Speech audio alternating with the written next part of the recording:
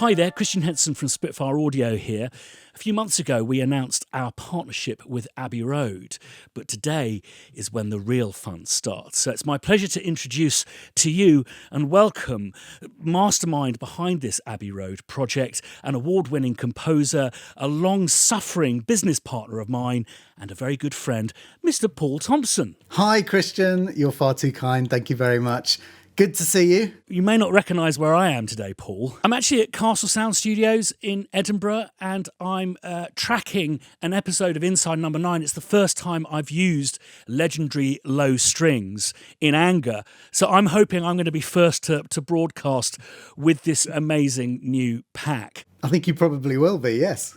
So, Paul, we've had the honour of working in some of the best rooms in the world, from Air Studios to British Grove to the Newman stage. What's so special to you about Abbey Road and Abbey Road Studio One in particular? For me, it's hearing the sound, hearing the players in that room is a sound that I recognise, and it's a sound that is ingrained in my head from all of the film scores that I've been listening to for, since childhood, really. That's the thing for me. It's a very, very special place. And the first time I heard a score of mine played there, it was, as you say, it's that sound of cinema. Film music in that space, there's just something about it which really, really flatters the sound of an orchestra, and especially in that kind of extravagant, very, very ebullient and kind of florid style that we tend to love from film music. All of that stuff, the John Williams, all the strings runs and the woodwind shrieks and all that kind of stuff, and the brass, punchy brass. Everything in there just sounds absolutely magical and intense. Now, when we went into partnership with Abbey Road, naturally that was incredibly exciting. And we knew that it was going to be a partnership that was going to be, this project is going to take many, many years. Now, you and I'm certainly not known for my patience, and you're very much a get up and goer. So our kind of conundrum was how to deliver the entire Abbey Road Studio One experience to our peers, fellow composers. And this is when you came up with the concept for Abbey Road One. Yes, so we are embarked on a modular orchestra as well, which is a separate line to the Abbey Road One product. So, and that is a years-long project of, sampling the deepest sampled orchestra that we've ever made. However, to get people up and running with the sound as quickly as possible so that people could experience what we've experienced, hearing orchestras play in there, the concept was to create orchestral foundations as the kind of core of the Abbey Road One line. Now, with this, you've got the meat and two potatoes of scoring, the scoring sound, if you like. Everything that you really need to get up and running. And I mean, you can hear all of the patches in use, for example, in the demo that I did. You don't really need anything else to be able to write really great sounding film style music. However, people have different tastes and different kind of loves within the orchestral sound itself. So some people are all about the brass, some people are really focused on woodwind. So what we decided to do would be to make the rest of this Abbey Road One line a way in which you could opt in or out of different parts, different extra elements of the style, of the scoring style. And that gave us the opportunity to really focus in on every performance element really very carefully. So, for example, with Legendary Low Strings, we set out to make something that accomplished a single thing fantastically well. So there's not a trying to be all things to all people kind of approach. This is really, we looked at the way that low strings play in most of our, favourite scores. And we took inspiration from that, and we designed a way of recording it in such a way that when you play it, incredibly simply, you get that sound.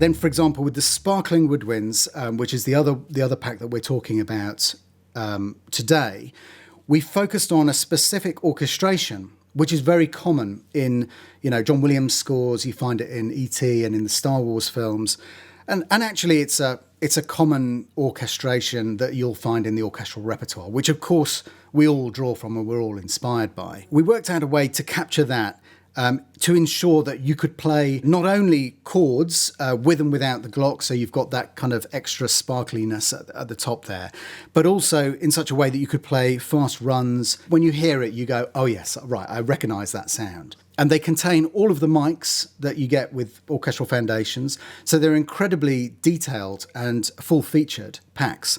But they are also an inexpensive way to add functionality to your existing toolkit. So even if you haven't got orchestral foundations yet, you could really, level up your low strings by using legendary low strings. And with all the mics that you've got, it's very, very easy to match any other libraries that you like using.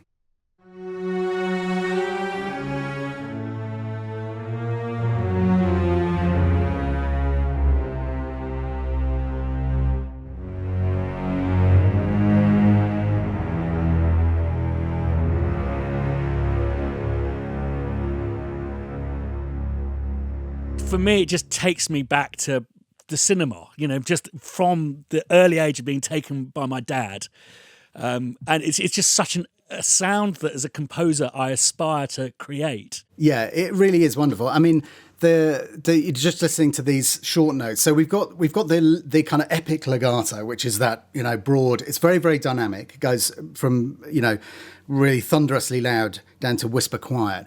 But we've also got your standard kind of longs, so you can play chords. And in my walkthrough of this library, you can see I play 3-part harmony. It never gets muddy down the bottom. It's beautifully clear. But we've also got 2 different lengths of short notes so that you can do these kind of.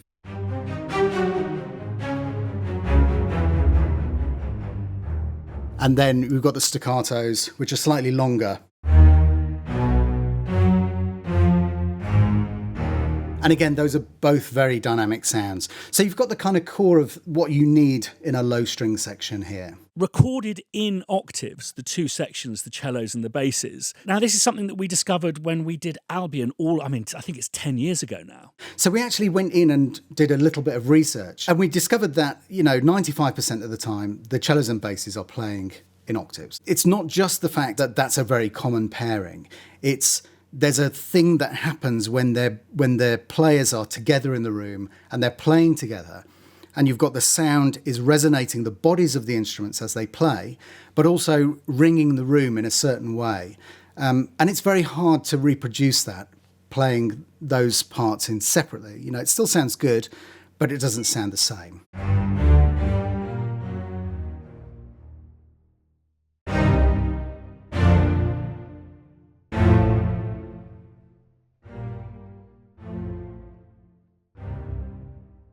And as you've mentioned, it's future-proof because it's got the massive selection of microphones. But also, you don't need to own orchestral foundations. You could simply, if you want that amazing Abbey Road low legendary string sound, you can just go for this. It really sounds amazing.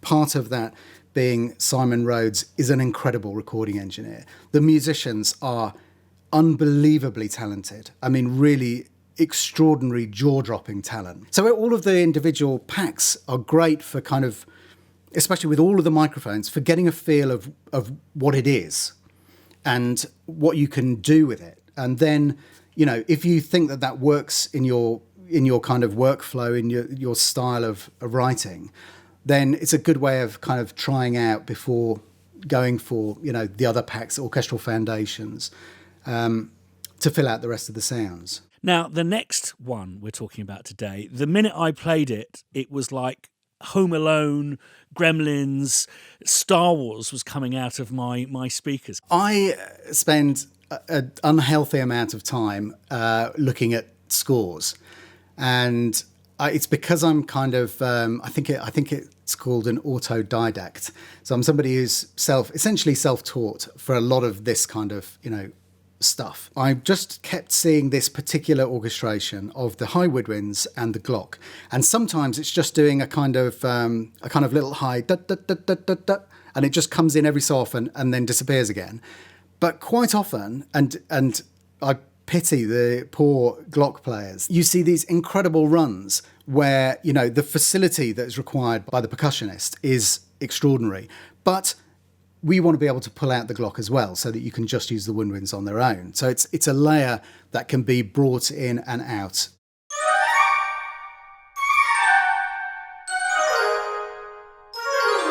Well, let's say you want to turn the Glock down. We can pull that down a bit.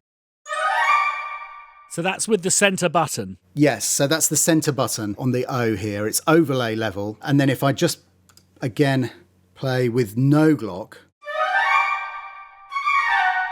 but also there's an overlay speed. Now, this is a really useful control that the team came up with. It enables the Glock to sound either at the point where you change note from one note to the next, or it allows you to line up the start of the Glock with the end of the transition. So in other words, when the woodwind land on the destination note, that's when the Glock's triggered. It might sound a little arch, but what it actually gives you is the ability to get a feeling of rushing into the thing and a slight smeariness of, you know, everyone's not kind of banging on the note at the same time, or it allows you to be very, very precise. So it's a really, really useful little control, that one. But you can also play slowly. If I move the dynamic controller here, I can control the dynamics as well. So check this out.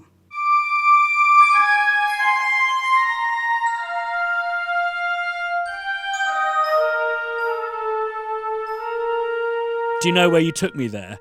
Drew Barrymore putting out the Reese's Pieces for E.T. and E.T. the Extraterrestrial. Yes, absolutely.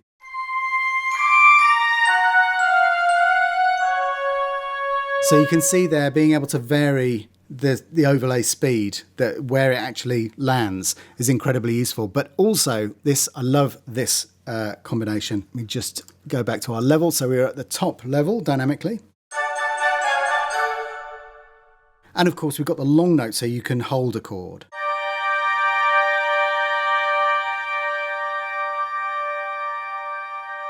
And then drop the dynamics like that as you hold. But if I just switch back to sparkling, I'm actually working on a little demonstration piece at the moment. So if you just look at here, this part where the sparkling legato is playing a thing here, all that you hear in woodwinds and high percussion here is literally just this patch. So everything else is just strings and normal percussion, but check this out.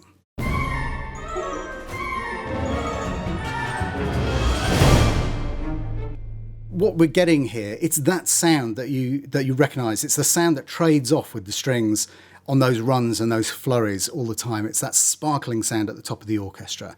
And this little library achieves it absolutely beautifully. Now, for those of you who already own orchestral foundations, you'll not be familiar with these legatos. So Legendary Low Strings has legatos and also these longs that you demonstrated on the Sparkling Woodwinds. Do you want to take us through what a legato technique is in regards to orchestral programming? Legato, it's a bit of a misnomer really, but it's the word that everyone in sampling uses to describe the connection between the notes. Instead of playing back just a series of notes, one after the other, you can play back the thing that happens when the musicians move from one note to the next. Now, that might include, it includes some kind of artifacts that happen as you put, especially in a woodwind instrument, for example, when you close some of the holes, you get the resonances inside the pipe, the body of the instrument changes. And so that produces a kind of bump, a kind of artifact. And sometimes you hear the ghost of a different note as those keys change. But you hear the keys click as well. You hear the previous note dying away. All of that kind of stuff. On the strings, it could be anything from a bow change to, you know, the fingers sliding up the note. It might be the fact that some players go to the next note on a different string and some stay on the same string. So you get the combination of some people just moving across the strings, and then some people, you know, you hear their finger start to move as it leaves the old note and then just arrives at the new note. So you get that kind of slight bend on the two halves. If I played this little run using a long note, it sounds okay. Let me turn the Glock off, and you can hear the woodwind effect very, very clearly. If I play it with a short note, and if I play it with the legato. And again, similarly with the legendary low strings, if I just play some connected notes together using just the longs patch,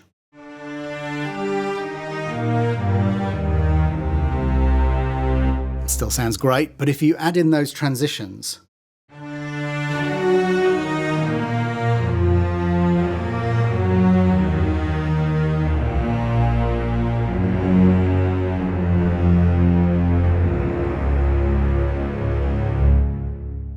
and you can hear the bits in between the notes. It just adds a certain something to it. And there are also lots and lots of different ways that you can capture those movements between the notes. That is the key thing. So the same technique of capture doesn't necessarily give you the same result depending on what you're trying to achieve with the patch and what the sound that you're trying to create, which is why we've started with this definition of what is this patch going to do? What sound are we trying to achieve? And what is the best way to capture the essence of that sound? And then that led to us experimenting, trying different techniques out, honing in on the right technique for that particular patch, and then capturing the whole patch like that. And what I found so exciting about that legendary low strings sound was working on this very low budget BBC TV series. I'm recording a small string band later on, but I could give this production the Abbey Road sound. And they won't know, but this has never been available before. So there's this little series on BBC Two that's going to have this amazing string section recorded by Simon in Abbey Road One, as well as a smaller string section here in Castle Sound. That's the key thing that I think is important to remember as well, is it's very rare for scores to be recorded in modern day in just one studio. You'll get someone like Hans Zimmer will be recording a Shakuhachi player in a small room and then laying that over the top of a much larger orchestra, say recorded at Air Studios. And I think that people shouldn't shy away from mixing and matching. Would you agree, Paul? I totally agree. And if you look at amazing mix engineers, they'll be using 4 or 5 reverbs anyway, and they'll put a bit of this on that and maybe use this one and this one on this sound. It's all mixed up anyway. So, this idea that, if I used something that was recorded in Abbey Road or in Lyndhurst, then I can't use any other samples. It's just wrong. It's actually, when you actually sit down and do it, it's actually quite easy to blend these sounds. You just don't have to overthink it too much. We pay royalties to musicians. And one of, I think, the prouder moments of my career, certainly with Spitfire, was when we put out that royalty distribution just after the first lockdown. And this has now become a revenue stream for musicians and artists and engineers. Right from the very beginning, we both were, very insistent on the fact that this should be a part of, the same way that if a performer plays on a hit album or, plays on a film score, then they will get a royalty payment. They have created something, they've helped to create something, and they should absolutely share in the revenue stream from that. And I think very exciting to see that a few other companies have followed that idea and also started paying royalties. Now is an amazing opportunity to have live players playing on your stuff, because they're not as busy in recording studios. They're not as busy doing sessions because there aren't as many film and TV scores being recorded at the moment. They are at home. They all have fantastic spaces to record in somewhere in the house. They have recording equipment. You can book them to play on your stuff, to play on your demos. It's a time when we really need to support musicians, and any way that you can do that. Like you said, you can record you can get a recording of a shakuhachi, of a violin, of someone playing the trumpet that they've recorded. And musicians know, they sit in a studio with amazing engineers miking them up. They know where the mic goes. They know which mic. They're friends with all the engineers. So even those who didn't already have recording setups at the beginning of these lockdown times, they very quickly got on the phone to the engineers and said, what should I get? Tell me what mic I should get to record my instrument. And they play amazingly. And then, it's incredibly easy to slot that into your track and make it sound good. So it's something that is really, really important. We've got to keep musicians playing. Thanks, Paul. We'll put some links in the video description down below. So this TV episode I mentioned I'm just about to start recording, where I'm using legendary low strings, is me kind of doing Game of Thronesy kind of stuff. What do you hear using sparkling woodwinds on? Learning how to orchestrate well is just something that you never get to the end of. The sparkling woodwinds is something where I've never satisfactorily managed to achieve this particular sound. When I use this, it enables me to get that bit right, to get that sound right. And so for me, this is the sound. It's great for accents, for the short notes, to do those little stabby things, gives you that fantastic burst of high frequencies. But the real like absolute can't do without it now is doing these runs up and down at the top of the orchestra. And I guess that goes back to one of our root ambitions for Spitfire. It's not only creating stuff that sounds fabulous and is inspiring to use, but is easy to use. And I guess as we start building up these selections, they're going to become incredible time-saving devices, just like instant broadcast quality Abbey Road One for your BBC Two episode or some YouTube content. Are there more selections to come, Paul, and when are they coming? They are. More are coming this year. We actually recorded quite a few before we went into the first lockdown. We were quite advanced on recordings, and we are still recording. So there are certain things that we can record quite easily because the restrictions that are in place to keep the musicians safe don't affect the sound. There are certain things that are a little bit more tricky. But I can say that we have some extraordinary and very exciting stuff coming later this year. And the modular library, how's that coming? Yes, the modular orchestra, we are recording as well at the same time. We've got those same restrictions. So some things are very difficult and we just are pausing on those. But there's lots of things that we can record. And so we're just working our way through. But like you said, there's a lot of stuff to record, a lot of session days, a lot of programming and editing. It'll be worth the wait, but it's a big old project. And Studio 2, we managed to make the most of our summer, didn't we? We did. That was, people might be able to guess what it is. If you think about social distancing in recording sessions and try and think about what might work really well in Studio 2 of Abbey Road, that's, was finished and is well underway with the programming. The team are having absolute ball working on that. So again, that's a really chunky, sizable project. Yeah, and I think it's a testament to the Abbey Road team that we achieved what we managed to achieve this summer. They're so behind this, aren't they, Paul? It's really exciting because when we first got together with the team at Abbey Road and with Mirek, we had what we were hoped to achieve. And they said, this is perfect. This is absolutely what we want to do. And so it really, really worked. And I think it's a real key element to this, that we are focused on what those two rooms are particularly well known for and do well. We know what sounds amazing in Studio 1. We know what sounds amazing in Studio 2. And as much of it is the room, but it's also your collective memory of you've heard those sounds. You've heard, you've been listening to that sound for years. It's a really good match. And I'm very, very proud that we're doing it. And you mentioned about some things that are slightly more difficult to do at the moment. And I think that touches on, we're not going to do anything by cutting corners. We're doing it the way, and this goes back to our initial concept of Spitfire Audio. We're doing it the way that you do it if you were doing AAA computer games or Hollywood scores. No corners are being cut. Yeah, there are certain things that we knew were going to be difficult or compromised when within the current circumstances, and so we just haven't done those. We haven't gone there.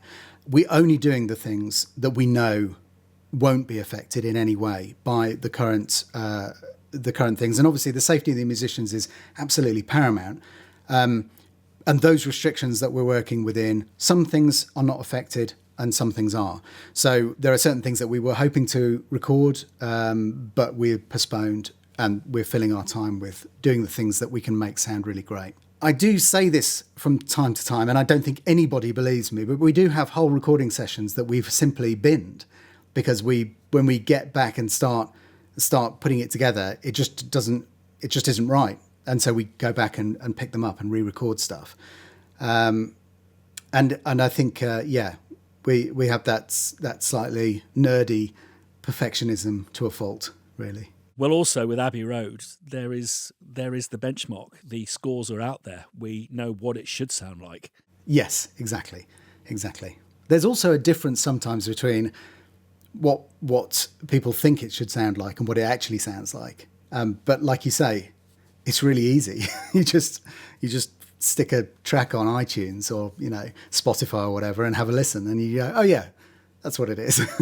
It's very, very, very easy to hear the match between the sounds. And also Simon Rhodes, has won Grammys. He's an incredible recording engineer, and you only need to look at his back catalogue on IMDb to see that he's a man who knows where to stick a microphone. So. Well, Paul, I happen to know that you've got your work cut out at the moment, doing loads of walkthroughs for this and the demo that you're writing at the moment. So I'm going to let you get back to it. But it's been really, I've really missed you, man. I haven't seen you for absolutely yonks, but hopefully not much longer now. Yeah, same. It's been way too long. But yeah, like you say, when we're all jabbed, we're all medicated, and the world starts to go back to normal, that'll be fantastic. Well done, mate. Lovely to see you. See you soon. And you. See you, mate. Bye-bye. So to find out more about this amazing project, click on the links down below. Now, if you haven't subscribed to this channel, well worth doing, because we've got loads of videos coming up, including the ones that I mentioned Paul is making now. One of those for the team at Abbey Road. And do remember to ding that bell to be notified the next time we put a video up. Thanks for watching to the end, and see you next time.